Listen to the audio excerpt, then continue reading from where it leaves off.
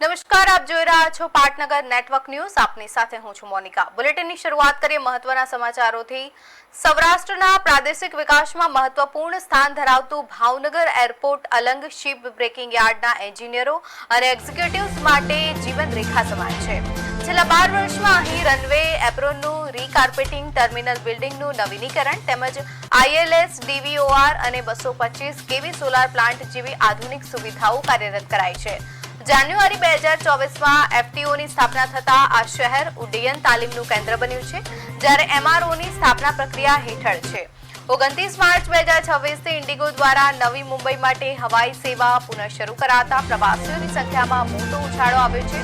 આ ઉપરાંત પ્રવાસીઓ માટે ફ્લાઇબ્રેરી અને વાઈફાઈ જેવી સુવિધાઓનો ઉપલબ્ધ કરાવવાની સાથે એરપોર્ટ તંત્ર દ્વારા આપત્તિ સમયે એર એમ્બ્યુલન્સ અને ગ્રીન કોરિડોર મારફતે જીવંત અંગોના પરિવહનની પ્રશંસનીય સેવા પણ પૂરી પાડવામાં આવે છે.